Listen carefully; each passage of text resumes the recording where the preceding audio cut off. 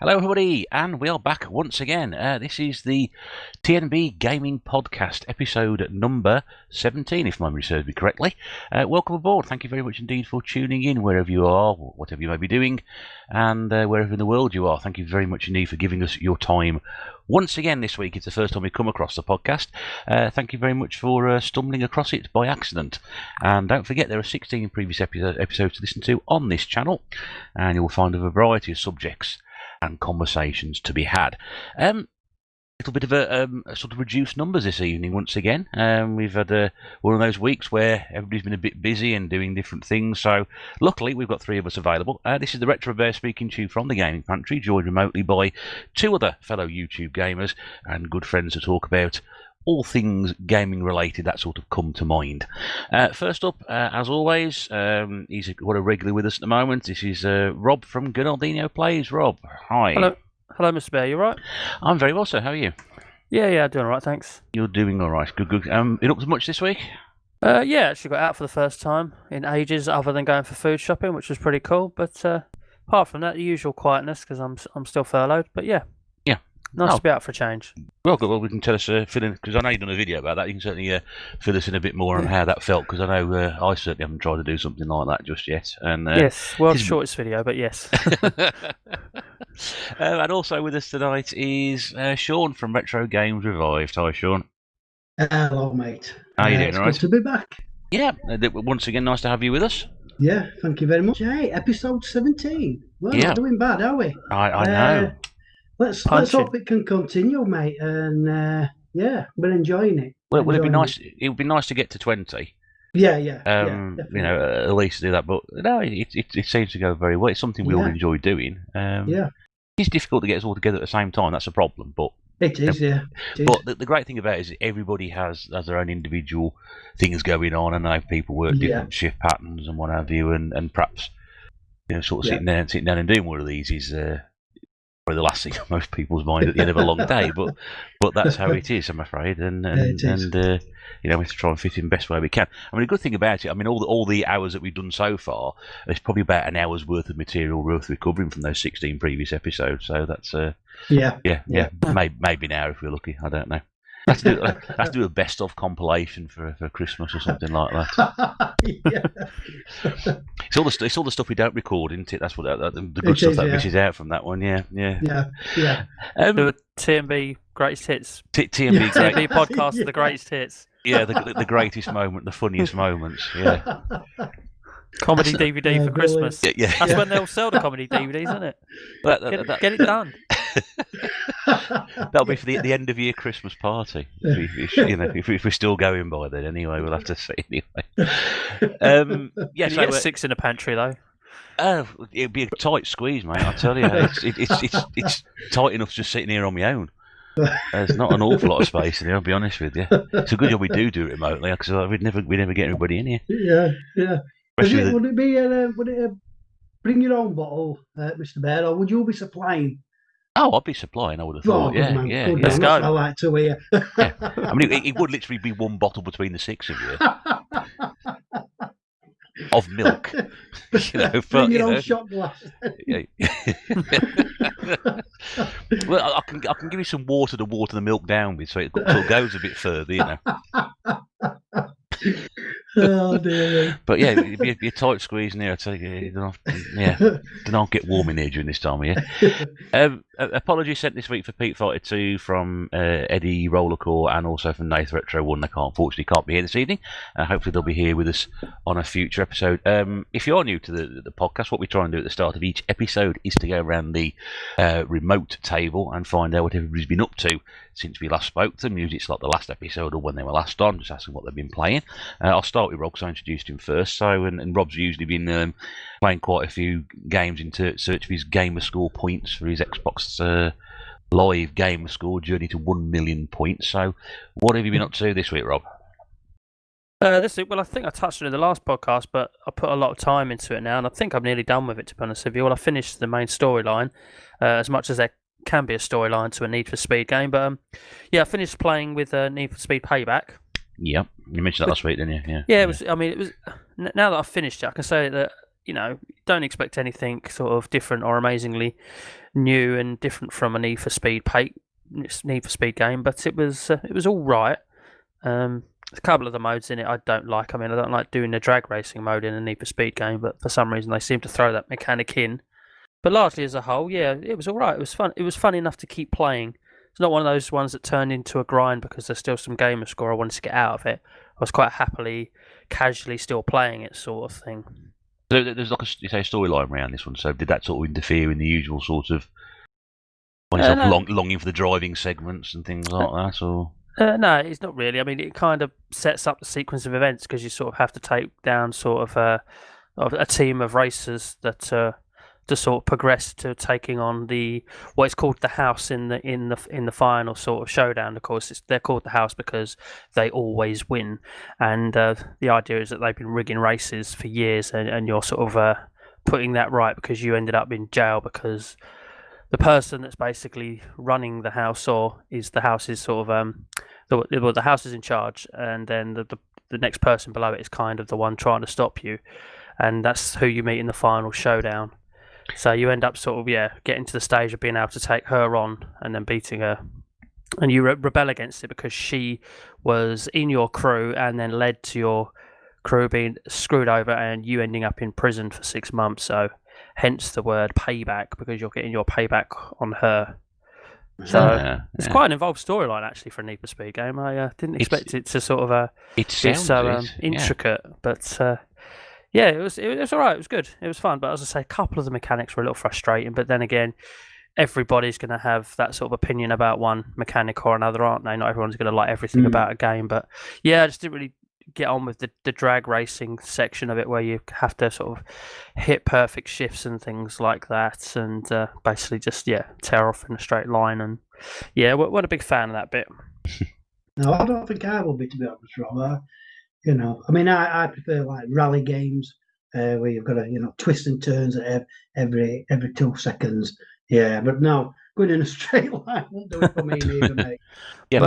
Pure driving games. I much prefer those sort of things to anything with the storyline. I think when they started tacking on the storylines, the TOCA Racing series, when it became Race Driver, and I thought, you don't need something like that on there. You buy a driving game to drive. Yeah. It had a bit of variation to it because you basically have 4 styles of racing and story modes within it. Because you have the drag race, but you have just racing, obviously.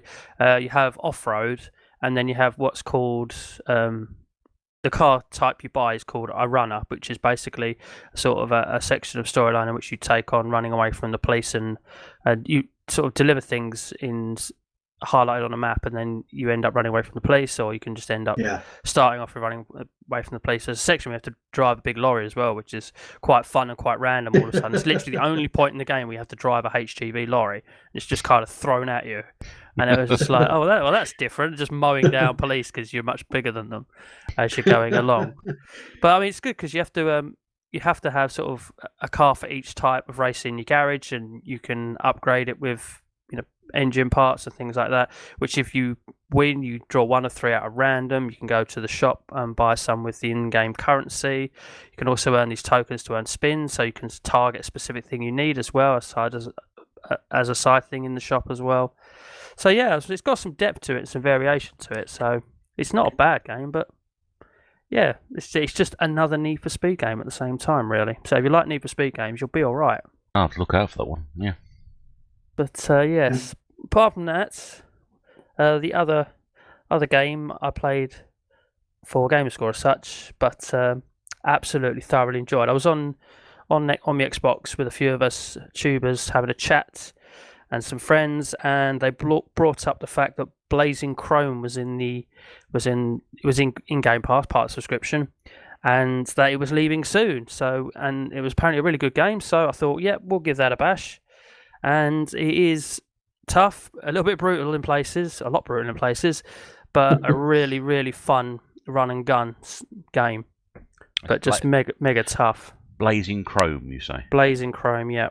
I believe you can get it on PS4. They had a physical release through Limited Run Games, as someone has told me. Oh, right, okay, yeah. And so a lot of fun, but tough, tough and brutal. I was going to say I played through it on easy to start with and struggled. That's how tricky it was. And I started playing through it on normal as well, because on easy they give you 7 lives to start with, and there's a few less enemies. And normal they give you 5 to start with, and on hardcore, which you have to unlock by beating normal, which safe to say I haven't had a go at yet. They only give you 3 lives to start with, and yeah, obviously once those lives are gone within one of the worlds or one of the levels within the world, even that's it. You have to start again from that area, because I think each level's broke down into about 3 or 4 areas and a boss area. So every time you die in a section, you go back to the beginning of that section, and obviously you've lost the life, and then you could potentially lose the life again, get into the end of it. Power-ups along the way, defense bots. Honestly, just a lot of fun. It's obviously being run and gun. It's very Contra style as well, and I'd say the graphic style is more 16-bit. But yeah, a lot of fun. I do actually highly recommend it. Should you be able to play it? If you've got Game Pass, it's leaving soon, so by the time it goes up, it might still be there. But well worth a play, well worth the money if you have to buy it as well. A recommendation couldn't come highly enough from somebody who knows about all these games like this. And I mean, you do play a wide variety of stuff, don't you? Through the Game Pass and games. The whole achievement hunting kind of opens you up to playing anything and everything, which is one side factor I love about achievement hunting. John, what have you been up to this week? Well, if you remember last time, I said I'd started No Man's Sky on the PS4. You did say that, yes. I did, but I haven't been able to get back on it. The thing with No Man's Sky is you need to put a lot of time into it.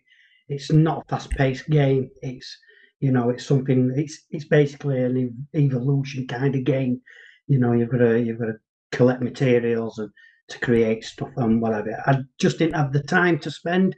With working and even working after work, doing little side job, gubby jobs as we call them. Are you allowed to mention those for tax purposes on us? Done for favours.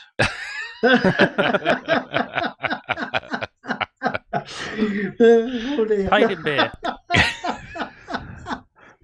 Oh dear. Yeah. Yeah. But yeah. So I've been swiftly moving on. I've been playing COD as I normally do. Now I know it probably bored a lot of people this, but I actually got my first win. You'll know, won't you? Because I pretty much posted a few screenshots. You did, yeah. We did. First. Oh, I mean, I was absolutely buzzing. I mean, if it's all right, I'd just like to go into it a little bit. Of course. And I mean, as you know, I'm not one that's on the attack. I like to grab a few bits, ammo, armor, and then settle down in a nice little bush and just wait it out. And this was one of them games where I was hiding within the circle, just within the circle. Every time the circle closed in, it only just closed in on me, so I never had far to move. That suited me. And yeah, I eventually hid my way to the last about 10 players, and obviously then I had to start moving, and the other players were picking each other off. And look at it, I had what you have these little you can pick these perks up, and I had what they call dead silence. When you activate it, you're able to move about with no footstep noises, so nobody can sense that you're nearby. And I could see this guy, this player behind this rock. I thought, right, I'm going to have him. So I activated my dead silence, killed him. Yeah.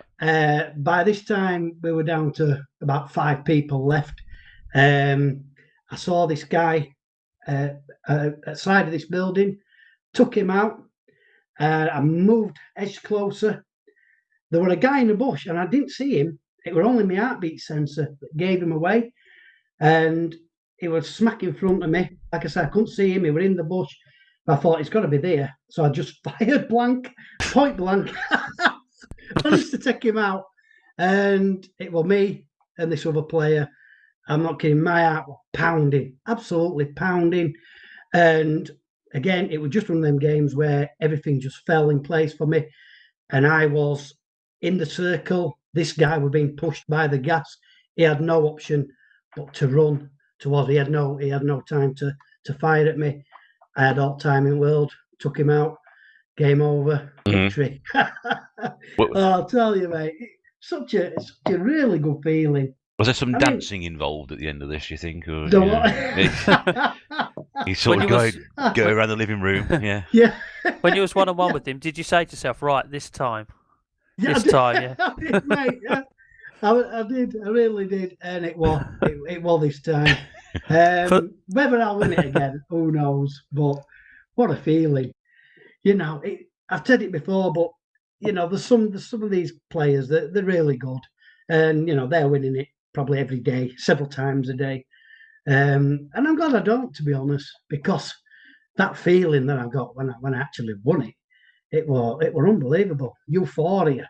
So yeah, it well, mate, it were a really good win. And yeah, I know it could be frowned on, like I've said before. I camped half at game, hid away and let all others do shooting, but it's called strategy. It's fine. Yeah. Strategy. Whatever it takes, Rob. That's what I call it. By all means necessary. Yeah, exactly. It's exactly what I was going to say. Yeah. Who cares? Once you win, you don't care, do you? I'd have done the same. Yeah. But yeah, that's what I've been playing. Now, if you may have noticed as well, I finally set my Amiga CD32 up. Yes, I did notice that. Yeah. So I am going to be playing more games. And obviously I bought those what we call reproduction games from Resurrection Games. I'm going to be I'm going to be giving them a try. I'm going to go through them. So yeah, I'm going to enjoy a console that I haven't played for years. Very soon. So hopefully I will be able to tell you about them in future episodes. Yeah, I mean that's certainly something we'd love to hear about, because it's not exactly a very, if you're new to this sort of hobby of retro gaming, or even if you were around during the time that the CD32 sort of disappeared quite quickly. Yeah. I mean, I know I've read about them at the time, but I know very little about them, and I've never even seen one in the flesh. So whatever you can bring into the discussion on that one, mate, would be I'm sure be very interesting for our listeners out there. Certainly you can educate me as well, because I know nothing about it. all I know is that they've got crap where the CD goes in, the sort of the tray, the lid, the lid's rubbish. Sometimes it doesn't detect the fact it's shut, so you have to put like a heavy object on there and right. I actually know that, Russ, but I'm just looking at it now. So yeah, I'll bear that in mind if I get the same problem. Actually, I think I got that from I think the Angry Video Game Nerd did a video on it, and he had to put like a tin of paint on it to make sure it. So whether it's true or not, I don't know. But I think he said they had a reputation for not being particularly well made. Right. There you go. They look nice though. Must admit, even if they're not well made, they do look nice. I like the logo and stuff on it, but I never actually played them one. Yeah. Right, so what I've been playing this week, just a 2 for me as well this week. It's been a quiet week, isn't it, really? I've still got 4 more, but we'll have yours first. Have you still got 4 more? Did I cut you off? Oh, sorry, Rob. No, Rob, please carry on. I know you said before it had a short week. I didn't realise when you said short week, it would be 6 games as opposed to something else. I'm sorry, mate. No, carry on. So you do yours first if you want. That's cool. No, mine can wait. All right. Well, go on, sorry. well, the next 4 games are it's going to kind of be plugging sort of my streams and my videos here, because they're all to do with things that I've done on YouTube over the time period since I last spoke to you. It's our podcast. But, you can plug what the hell you like. All right. We'll start off with the video plug, because this was it was the first time in over 10 years that I played Battle Arena Toshinden, which is it's a very Soul Calibur-esque fighter in the fact that it's literally that sort of layout with ring outs and weapons, literally. But obviously the characters are very different. And it's tough. it was tough. I wasn't able to finish it in my first time in over 10 years, but I got past 4 or 5 rounds by noobing it up by picking a bloke with a big long stick, thinking that range would help me. And I probably got that right doing that and got a few rounds, but I needed to learn some moves really and have a bit of practice to get further, which I did after I'd finished my first effort and stopped recording and played about a few other characters. Was that a launch title for the PlayStation 1? I think it might have been because it's a very low number. It's unfortunately not in the reach of my headset without disconnecting. But if you look on the side of it, it's like number 2, I think. 4 zeros and a 2. Oh right. So yeah, it's a very early one. It's also on the PS1 Mini Classic or whatever it's called as well. So if you've got it, you can have a go. Yeah. So yeah, the other fighting game I played was part of my every Tuesday. I'm streaming a fighting game. At the moment, it's every Tuesday while I'm still furloughed. But when I go back to work, it might be once a month or fortnightly rather than every week. But while I'm off, it's every week. So on a Tuesday, I call it Tuesday Night Tussle because everyone seems to do it on a Friday and call it Friday Fight Night. So I wanted to be a bit different, and Friday's something else now. And call it Tuesday Night Tussle when I stream a fighting game. And the last one I did was Marvel vs. Capcom Origins, which was, I don't know if it's still available, but I used my Xbox Live Arcade port. And I love Capcom fighters. I love crossover fighting games. I love anything with some Street Fighter in it, and that's all 3. Absolutely fantastic game. Last boss is a bit brutal though, as people who watched found out. I wasn't able to 1 credit complete it, 1 CC, but I did get to the final boss on 3, maybe 4 occasions, and he annihilated me. Each time I got there in 1 credit, unfortunately. But, it was a good effort. I sort of flicked into, didn't make any comments, just sort of quick flick at it, but I could see you were playing that the other night, and I don't know anything about these Marvel games, I'm afraid, so it's not really my sort of thing, but I'm always fascinated to see and how people sort of get into them like you do, because you do love your fighters. Yeah, I think the love for fighters kind of stems from, again, I always say this, but the fact that I got into sort of muscle my way into gaming through convincing my parents to let me basically at home as well by going to arcades. And of course, arcades is stuff that's short, easy to pick up, leave you wanting more, but at the same time not be too long. And I remember Street Fighter 2 was a heavy influence on my addiction towards fighting games, because Street Fighter 2 is just the best game in the world ever, if you ask me. And so it's just led on from there, just sort of the love for arcade and fighters. Yeah. But talking about arcade games, it kind of leads on nicely to the Friday night streams that I've been doing. Again, sort of at the moment, it's still weekly, but again, even when I go back to work, they will become, reduced down to fortnightly or once a month or whatever. But while I'm off on furlough, they will be weekly. And Friday is football night, so Football Friday.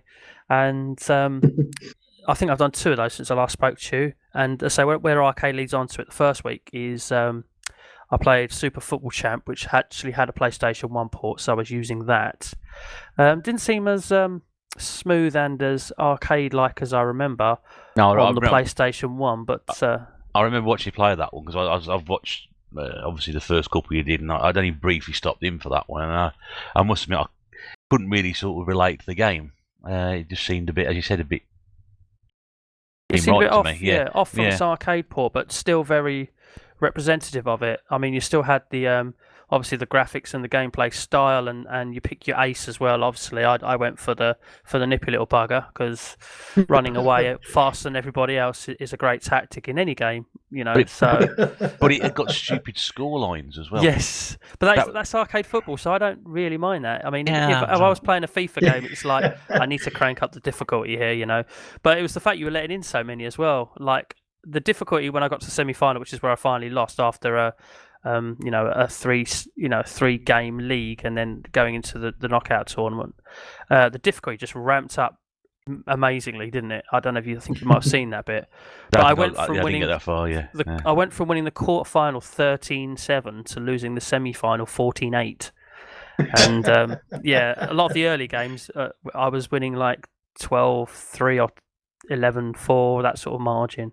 And then as it got difficult, I was scoring a few less and letting in a few more, and it sort of kind of eventually overtook. So God knows what the final would have been like. I appreciate it. I appreciate it's an arcade, sort of style game, but I still prefer a bit more realism in the score lines. And football matches do not usually finish 14-8. From my okay, we get bizarre results like we had the other night with Wigan sticking 8 past Hull, but that's like complete rarity. You can back whack teams 4 or 5-0, fair enough, but 14-8, it just. You want to be on the losing end of that. Yeah, well, yeah. It's a rugby score. That's exactly it, Sean. Yeah, that's exactly what I was thinking. It's a score from a different game. I don't know. It's not as if. It just doesn't ring true in me, but that's just me. Well, if you want to go back to realism, obviously, only a couple of nights ago I started. Obviously that's pretty much a one-night job, that sort of game. And some games are, but some games obviously will take ages to finish the league, so they'll be over a couple of weeks or 3 weeks or whatever. And that's what the current one is. As I say, I like to play football games that are old or have aged a lot at least. So I think this is the newest one of the lot so far at 2003, and it was the PlayStation 2 FIFA version of FIFA 2003. FIFA 2003, wow. And I've never played a FIFA on a PlayStation 2 either, because I never had the PlayStation 2 back in the day. I chose other consoles and stuck with other things. So it was an experience for me. And wow, the FIFAs back then were a little bit tougher, in comparison to today. But funny enough, I seem to remember earlier ones being easier as well. Certainly the late 90s PlayStation 1 titles, I never had any problem with from the off. But the mechanics on this one, I believe you were watching for a bit, Bear. Yes. Just seemed to be a little bit tough. The keepers, the goalkeepers, gloves seemed to be made out of glue, didn't they? The goalkeepers were nothing short of bionic. It was they were godlike. They were at times. It was physically impossible to score. I mean, you were trying every single angle and position from your different ranges, close range, mid-range, long range, and the result was pretty much the same all the way through, wherever it went, the goalkeepers held on to it. And when I did win, I was sneaking it by 1-0. Yeah. Unfortunately, a lot of the other times I was letting it 2. It was, but then my game kindly crashed on me after playing some Italian league, and I started up again playing the Spanish league, and finally getting used to the mechanics of it, because they seem to be a little bit different.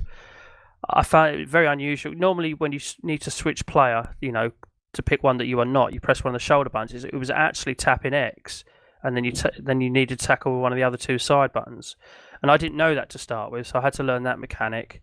And then the camera angle that they started you with wasn't the standard sort of tele camera, as they called it, and I didn't realise that until after I started the first game. And I couldn't really work out where my other players were, and there was no mini-map as well. So once I changed that camera angle, that helped. And after probably about a good hour and a half of getting used to it, I was, for the last half hour, 45 minutes, I think I was all wins and 1 draw out of about 4 or 5 games. I had to duck out at some point, so you obviously improved after I left. It took a while to learn it, but then again, I always find that with football games, if you're struggling at the beginning, you just need to keep plugging away, learn the game, learn its mechanics, and you kind of discover ways to sort of get through and get chances, or a way that's more successful to score than others. You tend to learn, I don't know, you shoot from 25 yards out, it's rarely going to go in, but for some reason this game has a little bit of a weakness for crosses, so I'll stick some crosses in quite a bit. So yeah, I was just able to get there in the end, so I'll carry on next Friday anyway. I've got the league saved. Oh right, so it'll be a second episode of that next Friday. Lovely. I also learnt the hard way that we take autosave for granted nowadays, because that required you to manually save. So yes, when it did crash, yeah, when it did crash, I lost my league, so I had to start again. Yeah, it was strange, because I know you may have mentioned that in the video about the fact that we take autosave now for granted. Yeah. I think it was more the time period, because with ISIS Pro 98, when I did that, I knew I had to save manually. I knew I had to. Didn't even think twice about it. But I just thought a 2000s FIFA game, it's got autosave. Didn't even think twice about it. When I noticed it was missing, the save was missing. But it funny enough, it remembered my settings from changing the camera and the difficulty. But it hadn't saved the game, which I thought was odd. But there you go. You mentioned that as well, so but yeah, it's something we take for granted nowadays. That the game's automatically in the save. And of course, years and years ago, you had to basically make sure you wouldn't dare go more than 5-10 minutes without saving something or hope you got to a save point in case the game crashed, because that's what they do. That's what they did. Did anyone ever save the game and go, did that actually save, and then save it again to be sure? Yes. Yeah. Do it all the time. All the time. You take no. I mean, the worst bit is when a game completely sort of crashes. I'll bring up football management game that I Championship Manager, probably 2001. And it gets to a certain point in the game, and it just stops working. The game just crashes, and no matter what you do, you can reload your save game from there, start back up again. It just crashes and crashes and crashes, and you can't go any further with it. So that's a slightly different angle on that sort of thing, but it isn't half annoying. But yeah, not forgetting to save something and realise you hadn't saved it was just like, ugh. Did you beat the game to a stage where you weren't supposed to get to? Maybe it was a kill screen. It could be, but Inspired by Pac-Man, you know. It could be the fact I had Ronaldo playing up front for Sunderland. That might have something to do with it. Now, when I say Ronaldo, not Cristiano Ronaldo, I mean Brazilian Ronaldo from World Cup '98. That's all right, because I heard it was that Ronaldo's dream to play up front for Sunderland. So well done. I just remember I think I got him at the age of 31. And yeah, I thought, how am I going to sign this guy? But yeah, there we go. Yeah, that's another Championship Manager story for a Championship Manager special. What have you been playing? After I rudely interrupted you, I've got more. That's fine. I thought when you said initially you hadn't been playing that much this week, or that we did the first two, I thought, right, it's a short week this week, isn't it? But 6 is not a lot for me normally. Yeah, all this time to spare. No indie games. Well, one indie game. Yeah. Well, the two I played this week. Is Splatoon on the Wii U. All right. Okay, now I tried playing Splatoon 2 a few weeks back on the Switch, and I couldn't get on with it. So I thought, well, I'll give Splatoon a go, because I picked this up when I bought my Wii U last January from CEX, and I thought, I'll give this a go. And I really like it. It's brilliant. I've got a bit stuck where I am now. I can't remember. Second, third sort of stage. I've done the first big boss, and I've sort of got stuck onto the next bit. But yeah, I just like it. I think it's really. I know Nath thinks a lot of it, and yeah, he doesn't. I've seen my cousin play it, and I thought that looks quite good. And I was even playing. Mrs. Bear came upstairs and sort of stood there watching me for a bit playing. She goes, "It looks quite good, this." And I said, "Yeah, it's really, really good." At the point, I got a bit stuck, so I sort of put it away again. But I'll get it out again. Next week probably. Now I've got a bit more time on my hands over the next couple of weeks, but yeah, I really did enjoy that, and that's now probably going to make me go back and look at Splatoon 2 again and think, right, what didn't I get from this game that I got from the first one? Yeah, and it's sort of running around shooting stuff. You've got the squids and the ink aspect of it, which is really different. It's basically a paintballing game. Yeah, it's that sort of thing. You've got to you can sort of drop into the ink and sort of swim around a bit quicker, and you can use ink to shoot up the walls, and then dive into the ink and then sort of swim up the walls, go under gates and things like that. And they're sort of enemies to shoot as well, and you can throw bombs and.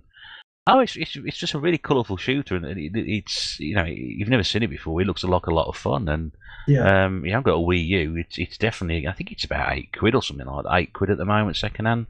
Definitely worth picking up, and so it's on the Switch as well. The sequel, which is a game I need to go back and play. So I enjoyed that one. The other one I managed to play this week, which is a complete other end of the spectrum, is Sonic Unleashed. It's a Sonic game I haven't played. Oh my God. What were they thinking on that one? This is where Sonic turns into a werehog. Right, yeah. It's got this tremendously long introduction, which when it's running on the Wii is rather impressive, but it doesn't half go on, and you can't skip it. And then you get to the next bit, and you can't skip that, and you have to go through training mode, and you can't skip through that either. And by that point, it's like you sat there for 45 minutes, you've done F all. And I think, what's the point? What's the point? It may be the best game ever made. It isn't, because I know it isn't. But I just thought, what is the point in this? And oh my God, Yeah. it's horrible. It was one of the games during Sonic's very dodgy spell, wasn't it? Where it was just a lot of, rubbish being churned out one after the other. Sonic But Unleashed, Sonic and the Black Knight, Sonic and the Secret Rings. And of course, Sonic 06. Yes. The worst of the lot. Ugh. But unskippable cutscenes are a bane of my gaming life. Honestly, I absolutely hate them. You should be given the option. Yes, you should do. And don't get me wrong, it's a very impressive introduction. But I'm sitting there looking at it, and the missus stood next to me, and she goes, "Going on a bit this," and I said, "Yeah." "Can you skip it?" And I'm there pressing all the buttons, I'm doing all the sticks. I said, "No."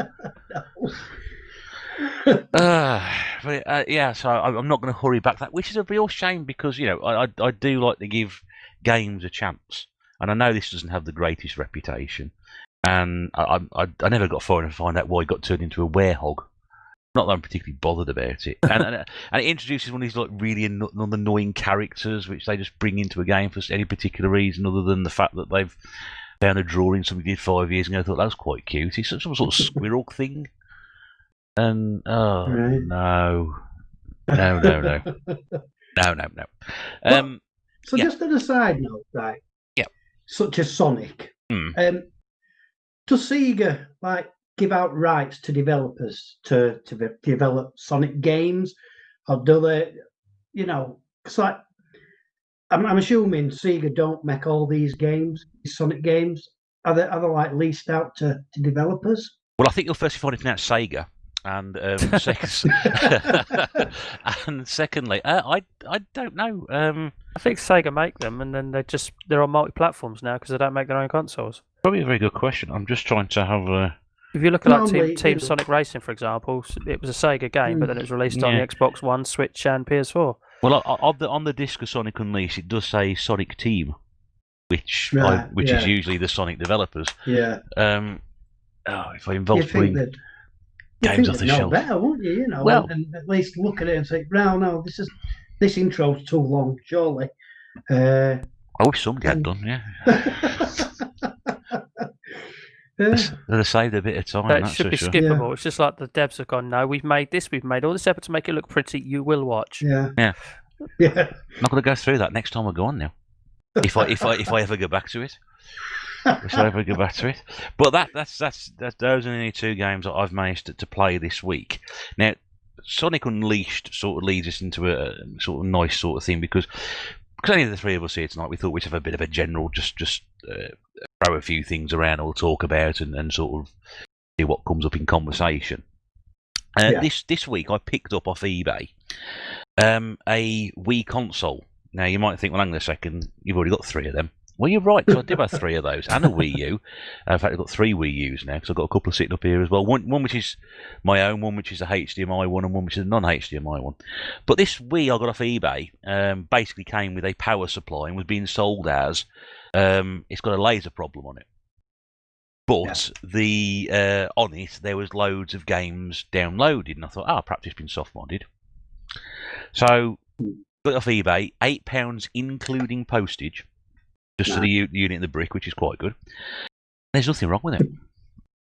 Absolutely nothing wrong with it. And when it said it was loaded with games on there, this was the reason I wanted to get it. Because, firstly, I'd asked Mrs. Bear to look at it if there's a problem with the laser, because she hadn't had a look at a Wii yet anyway. Secondly, I wanted to see what those games were. And I'm not joking, it was loaded with every single NES, Super Nintendo, N64 classic that you could remember. Yeah. So it had got Mario Brothers games from the NES. It had got Mario All Stars and Mario World. It had got Mario 64 on. It had got Mario Kart 64. It had got Mario Kart from the Super Nintendo. It got Super Metroid. It had got Zelda: A Link to the Past. It had got Zelda: Ocarina of Time. It had got all these just great. F-Zero was on there as well. All downloaded from what would have been the Wii store. So somebody obviously paid to have those games downloaded and stuck them on there. And they're all on there. So just the price of £8. I mean, like I said, I've got that many Wii consoles. I don't need another one, but that was just too good an opportunity to sort of say, well, okay, if the laser's stuffed, it makes a difference if the console powers up and works. Because all this stuff has been saved onto the console. Yeah. Yeah, absolutely brilliant. So for £8, Now, so I do sit here and bemoan the fact that there haven't been many bargains on eBay, but that was a bit lucky, that one. But there's so many decent games on there that if you want to buy the proper cartridge versions of, you'd set you back a few quid. I sort of bought Mario World a few weeks ago, and that's now on there as part of the Mario All Stars compilation. So I was like, oh, okay, well, I bought that now as a proper cartridge, but now it's on here, so I can stick that on and use that. And the great thing about it is you can use a classic controller on it as well. And I've got the gold one with the gold from the GoldenEye set, so that works really, really well. So yeah, I was chuffed with that. That was a bit of a gamble. Sometimes you got to stick your tackle in the grinder and see what comes out the other end, don't you? Pardon? Yeah, exactly. Yeah. but that's it. Sometimes you just think, I'm just going to take a punt on this. Yeah. I mean that's one. I mean, the other one I can think of as well is when I pay £3 for an Xbox with no leads and it works. Wrong with it at all. Apart from the fact I got a slightly sticky CD tray on it, which if you tap it works anyway. So on that subject, have you ever any sort of punts you've taken? I did say punts, where you think, I'll just throw this at it and see what happens. Yeah, console-wise, no. Go on, Sean. Got it, mate. Yeah, I mean, I used to, as you know, buy job lots and stuff like that, and many a time the job lot was advertised, this ain't working, that ain't working, blah blah blah. Got the package, got them set up, and they're fine. There's really nothing wrong with them, and it's like, why are they saying that it's not working? And it is. Yeah. Have they just not tried it and they daren't say it is working, so they just put it's not working, and it's up to them, the person that buys it, then just to test it and see for themselves. But yeah, I mean, and even if something was classed as not working, or they classed it as not working, it may be just a simple little drive belt, for the Xbox disc tray. Sometimes the little rubber, what do I call it, band thing, it slips. If they get mucky, it's just a case of wiping it, or even just buying a new one, the pence on eBay, and just replacing that, the drive belt. That's what it was. And you've then got perfectly working Xbox. So yeah, I have in the past picked up a few little bargains myself. It's like Mega Drives as well. It's just a case of cleaning the contacts, isn't it? The cartridge contacts. Oh, you find that with all those cartridge-based consoles, and that's because it's not working properly. But you got to look after them, maintenance. That's it. If they've got kids and they've had the grubby little mix inside cartridge slot on that, and then grease gets on it and put a cartridge. It's not working, Max. It's not working. No, get it on eBay. It's not working. That sounded like you're speaking from experience there.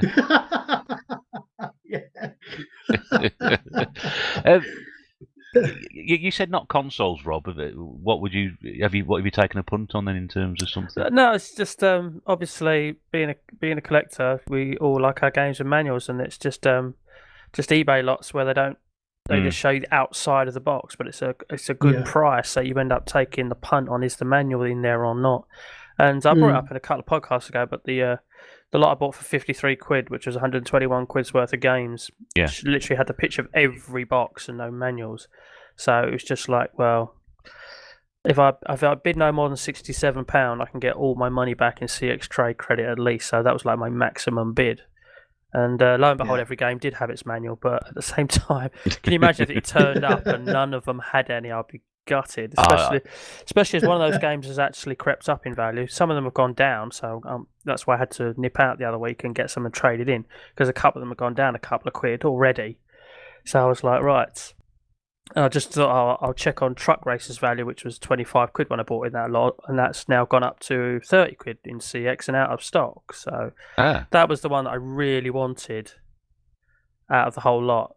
And it's quite uncommon to find. I believe it might even be power release, but the UK version of it is even rarer. And of course, with that, I went diving to it. I went, damn it, Mum's made in France.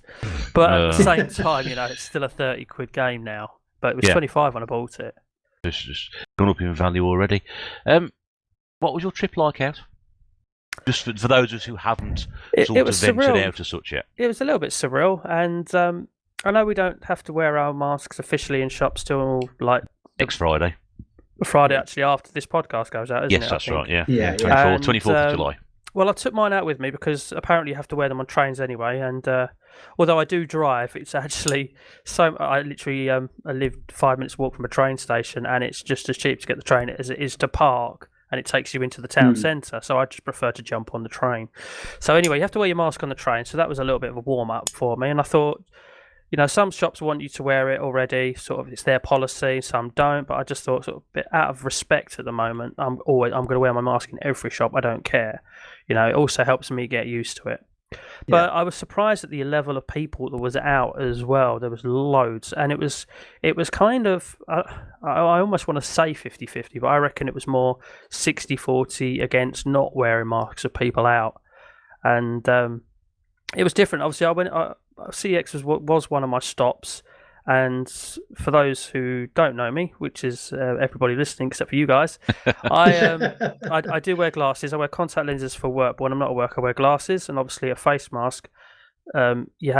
There is an issue with your glasses steaming up if you're wearing one. There was for me, and a lot of people are. And the young girl that's working behind the counter was like, "Oh, I've got to start wearing one of them soon." So, is it true they steam up glasses? What they like? And I was just like, "Yeah, unfortunately they do." Yeah, but the thing is, I don't want to sort of take up another conversation, but the whole purpose of the face mask is to have something which grips over the nose, because I wear glasses as well. Yeah. And that therefore stops the steaming up process, but also that it provides a seal. Now, if yours doesn't clip over your nose, then you're not getting the full seal around it anyway. And that's not, because before this all started, Mrs. Bear, because she's such a incredibly conscious person about all these things going on, actually made some of these homemade ones ourselves. And the way we found it was to sort of like put a little space in there where you can stick a paper clip and open a paper clip up, and you can sort of use that to sort of clip over your nose. So it sort of holds it. Yeah, sort of holds it in place. It can give you that seal, but that's the whole purpose of wearing a mask, to keep the seal around it. I mean, what I was doing, because obviously I was having the issue, is when I was in a shop, I was wearing it properly, but when I was sort of out and about in open spaces and not near anybody, I was pulling it down below my nose, and then that stops the problem. But as soon as I go in a shop, I was pulling it up and trying to sort of aim my breath downwards as well, you know. But anyway, that's not really gaming. But I did manage to go in one charity shop that had reopened as well. And unfortunately, it's one of those cases of I was so close, literally. In the little video that I'd done on my day out, I actually walk up and round a bit because there's a guy in front of the games and he was just walking away, and he had two PlayStation 2 titles in his hand. I could only see one of them was Grand Theft Auto Vice City. I couldn't see what the other one was. And of course, I approached the shelf. And it's a sea of FIFAs, it's a sea of PESs, it's all your cheap, PlayStation 2 titles, as well as the FIFAs mixed in. And I didn't actually show it, but on the bottom shelf there's just a wedge of about 8 Wii Fits in one corner as well. And it was I mean, the funny thing is, I could have actually rescued one of the FIFAs from the graveyard because I don't have it in the collection. I looked at it and it's a really nice copy of it, but I didn't have any change on me. I only had my contactless card, and they only take card for values of £2 and above, which is fair enough. And I just thought, all that unnecessary handling at a time like this just for a 50p FIFA is not happening, so I just left it behind. So I could have picked something up from there, but I didn't. I could understand that. I think the other PlayStation 2 that guy walked off with was it Ruler Rose he picked up, I think. I think it was actually Michigan Report State to Help. Yeah. Whatever it was called. Or was it the UK version of Gun Club? It was definitely one of those. Yeah, it's definitely one of those, yeah. You always guarantee it would be, wouldn't it? Yeah. But, so, I mean, that's interesting. I mean, I know some people always start going out. I know, Sean, you mentioned...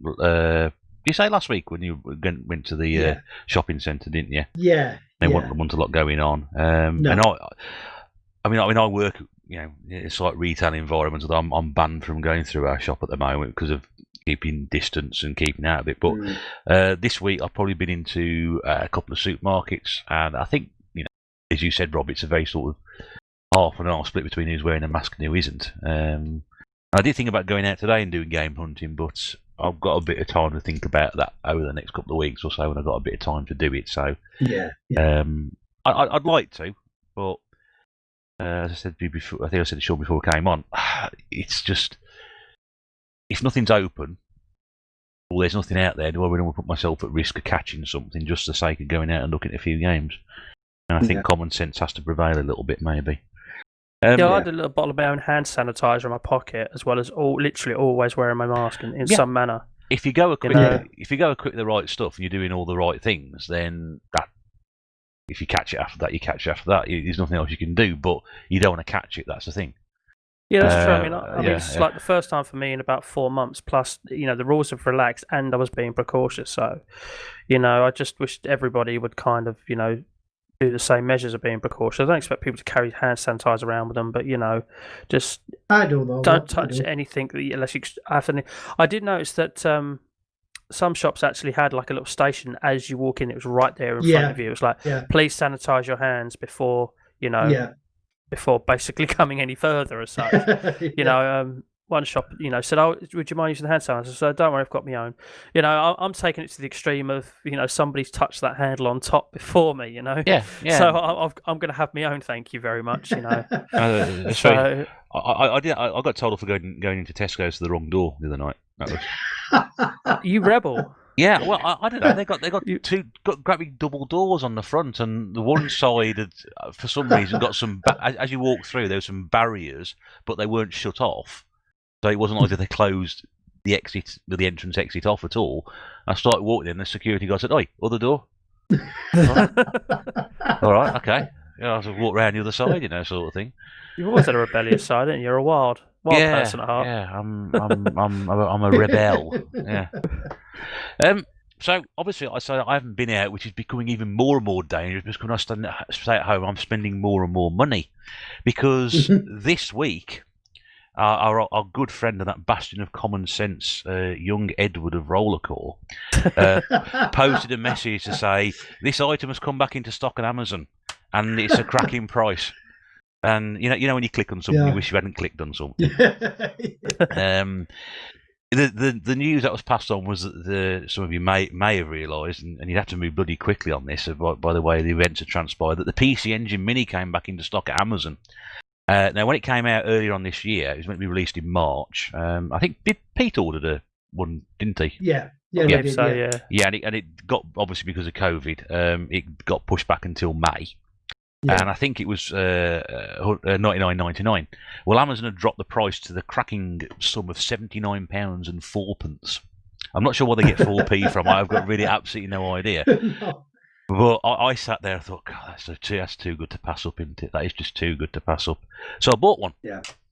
Nice. Which will be coming onto a not a pickup. Well, I might go straight to an unboxing video. I have opened it just to see what's in there because Claire's never seen one of these before, so I thought I'd show what it was like. I was quite surprised that they are now literally 90% the size of an actual real one. Yeah, that they are. I've seen photographs and people have sort of made mention of the fact that although it's a mini console, it's pretty much to scale. And it's just to have something like that, and the games don't mean a huge amount to me. But this was a console. I know you've got one, haven't you? Sure, you've got a real one. I think Eddie's got one. Yeah. I'm never likely to ever own one of these in its original form, and let alone start collecting for it, because some of these games are, quite frankly, put it mildly, a bloody fortune. Yeah, they're a lot of money. But there's a lot of games on here which sort of passed me by at the time, and mostly the shooters, to be fair. But also, games like Bomberman and Ninja Gaiden and things like that.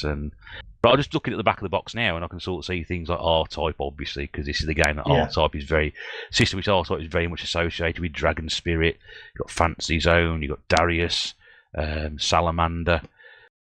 Yeah, just games like nice that. Games, that I remember from it. I mean, there's going to be stuff in here that I never even heard of before, which is even better, because that's the whole purpose of getting something like this. Space Harriers on here. Is it really? Yeah, Space Harrier, Splatterhouse, Alien Crush, which I think is a pinball one, which I think Pete's mentioned before. So, I mean, there's some really, really interesting sounding games on that, and I think for that price, it was just a belting price. It's also an Amazon exclusive as well, so it's only it's not going to be going out to the shops. And within, I think, less than 12 hours of Eddie making people aware of that, Amazon sold out. Yeah. I think everybody was probably making everybody they knew aware of it that might know someone, sort of thing. Yeah, so I was very pleased I moved incredibly quickly on it to pick it up. If I'd have had the money, I might have been tempted. Mm. You see, I'm not one of these. I'm not one of these people that buy mini of something that I own or collect for, because I've got the games in one shape or form. But I appreciate minis are collectible as well. So if it's a system I haven't got, I don't collect for. I mean, I'd love to, like you, I'd love to own a PC Engine and then collect for it, perhaps. But I can't afford the PC Engine, so I've got no chance of buying a game for it. So I'd absolutely be all over the mini if I had the money at the time. But sadly, I don't at the moment. So yeah, as I say, I'd love to have had one. So I'd be interested to see your video on it as well. Yeah, I mean, everybody knows about and how good they could replicate arcade games. Within such a what it classed as 8-bit. It's an 8-bit. It's an 8-bit system. So an 8-bit system, isn't it? Yeah. I heard somebody talk about the fact that the Space Harrier version on the PC Engine I think it looks better than the Master System, but doesn't play as well as the Master System version. But everybody looks at the version of, we keep saying R-Type on this system, and they go, how is that running on an 8-bit thing? Yeah. And it was such an enigma when I was into gaming when I was younger. It was just this mythical console. Because it never got a proper full release over here. Only import only. Import, wasn't it? Yeah. I've bought now 3 mini systems this year. I haven't planned on buying any.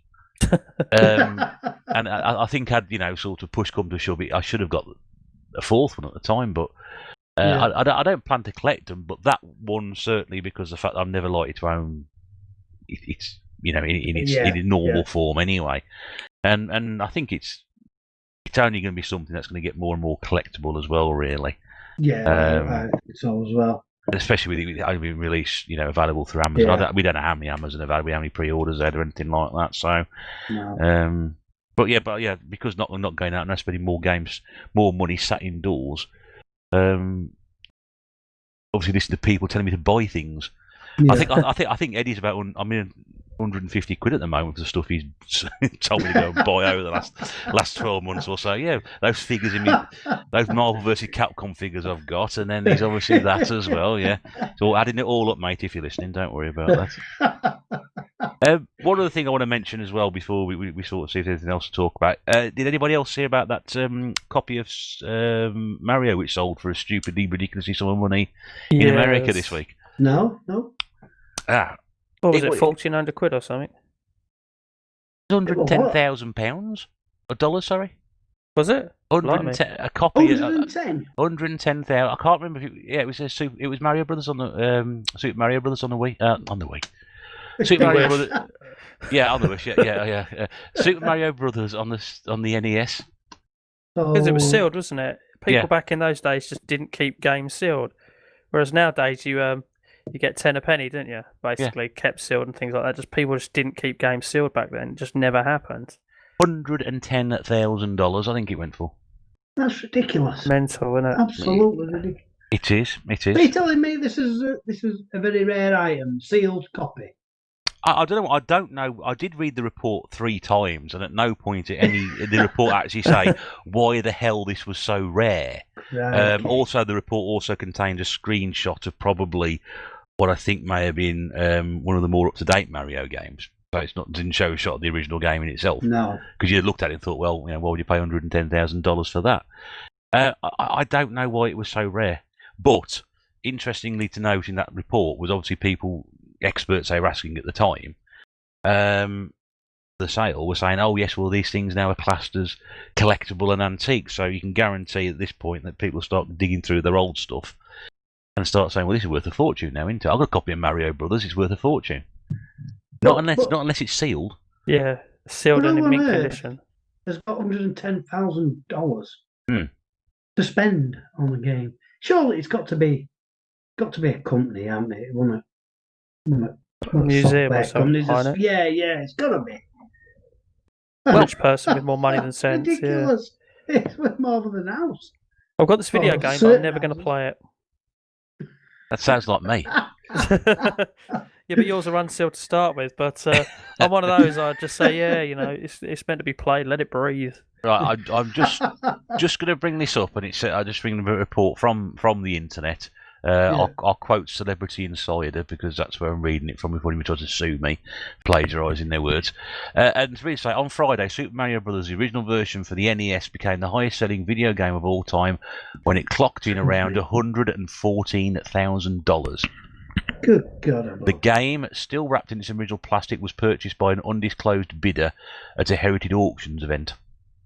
Rolling Stone reported today that the auction bidding beat out the previous record of $100,000, which was also a Super Mario Bros. Game in its original ceiling. Crikey. There's someone sitting on a warehouse full of them, slowly releasing them out one by one, going, "Yes, got them." But the funny thing, so you telling me the price, just realised that I just totally misread the article. I missed out on one.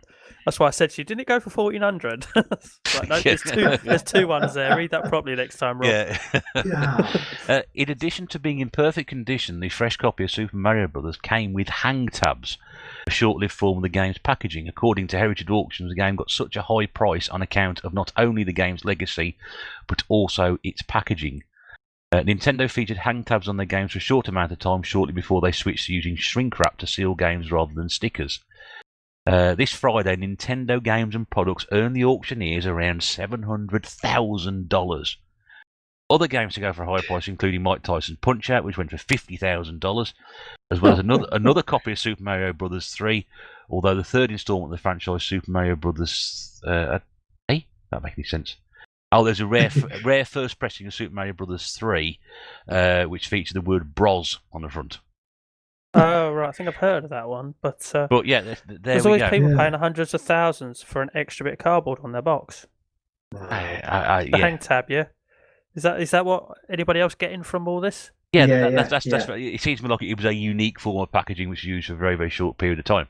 Yeah. So obviously, you started collecting all these cardboard, slip covers. You never know. You never know. You never know, Rob. You never know. Yeah. Sat on a gold mine. So my Sonic Generations with the lenticular cover might be worth $100,000 if before I die at some point. That is, yeah. There you go. You won't know. People are paying stupid money for stupid games. People laugh at me paying £1 for horse games. They still laugh at the bloke. They still laugh at you. I paid £42 for a horse game. There you go. Well, yeah. You have to pay a lot more for it now. It's now worth $60 though. Win-win. So anybody else got anything to bring up that as we have sort of a bit of a loose format this week? Do you know what I was thinking earlier when you said we was talking about Sonic and the bad games? Yes. He's had such a sort of a rocky road when it comes to releasing games, and then you start talking about Mario and his expensive game, and it just got me thinking, just randomly, all of a sudden popped into my head that sort of as much as I prefer Sonic for being, I just think, a cooler, faster character that's more interesting and things like that, that for stability-wise and quality of gaming, Mario's had sort of more of a straight line, whereas Sonic's really gone through a roller coaster, isn't he? It just, honestly, that sort of thing just sort of popped into my head as both have been brought up tonight. Because obviously, you'd be going up the hill of the mountain at the start, you'd be going up the climb, and then you'd start there for ages, and then all of a sudden the dip would happen in the early 2000s with Sonic. Whereas with Mario, you're having a flat ride, really, aren't you? There's not many dips in the Mario library. They're right. I mean, the only ones that I can sort of immediately spring to mind is Sunshine. But I haven't played that. So, I like Sunshine, but a lot of people don't like Sunshine because it wasn't a traditional sort of Mario game. And again, some people don't like Mario 64 as well, even though it's a fantastic game. Yeah. Because they prefer the side on, flat sort of graphics from the 8-bit machines. Yeah. And Mario World on the SNES, they prefer that sort of game to the more modern ones.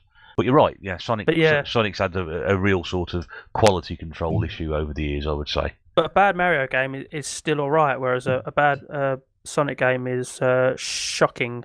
Yes. If you get what I mean. Yeah. No, but that's a very good point actually, because when you look back through it, he has real sort of stinkers in the Sonic universe. But then again, when Sonic is good, it's good. We Yeah, mentioned I'd just say- Generations. I've always thought he was just a more interesting character, which is what appealed to me, which is why I was a Sega a kid growing up, because Sonic was cool, he was fast, he was different, he was edgy, and Mario was a fat Italian plumber, it was just a much cooler character. But at the same time, I did still play friends' Mario games and think they were good. But yeah, the appeal of Sonic as a character is just what won me over out of the two.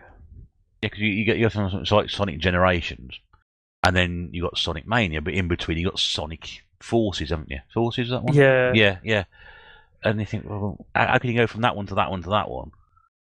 I mean, if you think some of the Sonic games, I don't know, what can we use as an example? Like Sonic 2, Sonic 3, and Sonic and Knuckles are considered some of the best games of all time. They're up there with people's, a Sonic game generally makes people's top 5 games of all times a lot of the time, you know what I mean? And then in the other end of the spectrum, you have got Sonic 06, which is in people's top 5 worst games of all time. You literally, you go, oh, bad games, go. You go, oh, so Sonic 06. A lot of people. Yeah. One of the first ones that come to people's minds. Whereas, so Mario's always in the middle or above.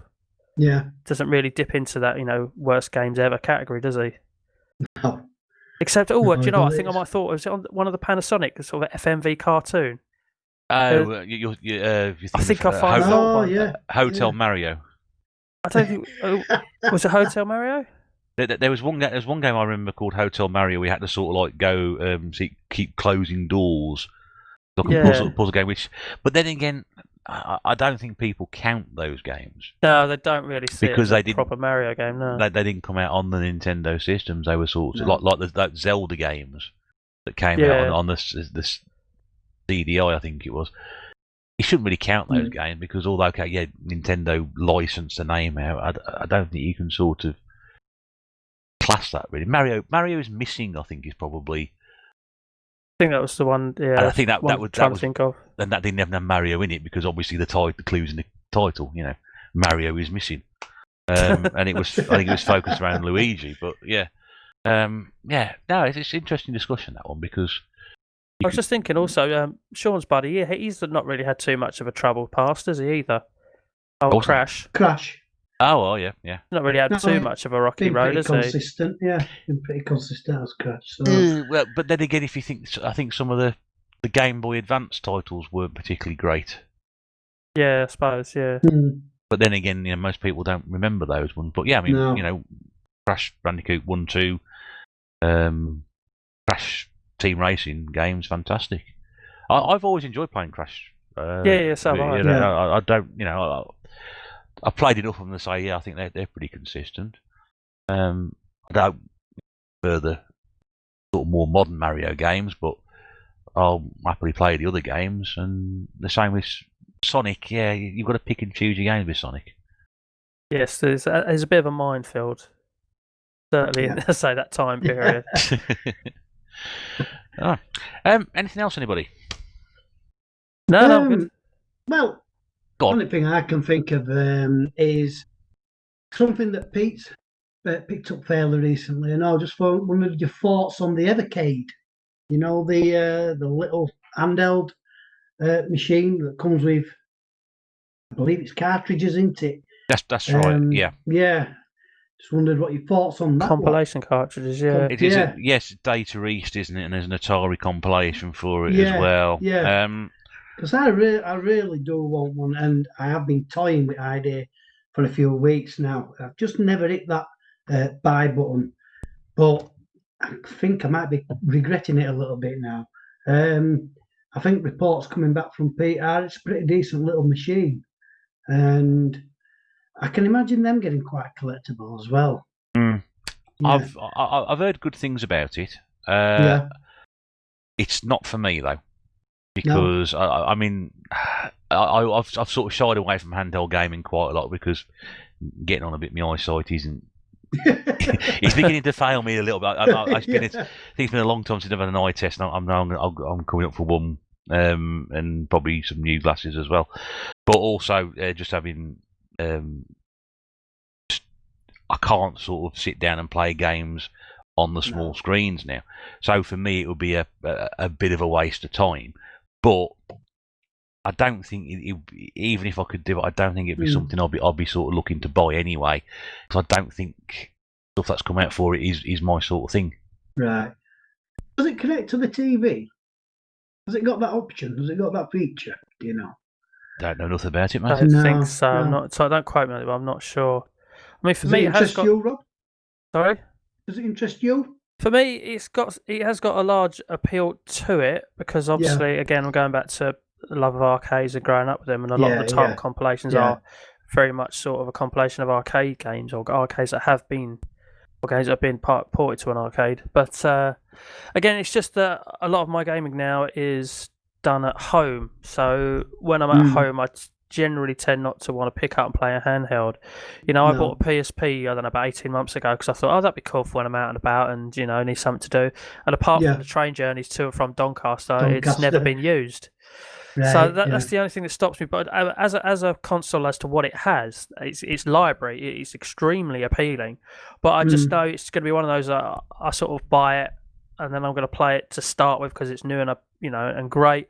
But then a month down the line, I'm going to be like, well, I'm at home. My Xbox is hooked up to a much bigger screen, and I've got so much to play on there that I want to play. And I'll save my handheld for when I go out, or I might take it to work. And invariably, I never take it to work, and then I don't go out with my handheld. So it's the only thing that stopped me. Yeah, to be honest, I think a lot of people will just buy it as a collecting item, rather than something that they are going to be playing constantly or regularly. To be honest, that will be my case. I really do think. I'd love one, and I'd love one, to be honest, as a collectible item. Playing it, probably won't play it that much, to be honest. Like you, Rob, I've got PSP as well. I can't. Well, the last time I played on that, we're on a flight, and we're talking 2 years ago now. So, yeah, it's a console I've always wanted, but I think again, like you guys, it'll just end up being sort of talk about a PSP here. Sorry, I'll just I've always wanted one, but I don't think I'll get much use out of it. No, but there we go. When you want one for collection, though, Russ? If at the right price, mate. I do see them, cropping up on eBay, and I'm looking at them, but not at the moment. Because I don't want to start getting another system in there and start collecting for that, along with all the other systems I'm trying to collect for, and find what I find. So if I find one at the right price, fair enough. Yes, I will pick one up, but it's not top my list amount. I think Sean makes a good point about buying it to collect for, because it's exactly why I haven't bought one. I don't know, everything that I collect for and everything that I buy, believe it or not, I have an intention of playing at some time in the future. Like everything I'm full setting, like with regards to 360, I want to get achievement out of every game possible, so I will play it at some point. So I kind of, when I look at minis to buy, like I said to you, I'm interested in the PC Engine mini because I will play it.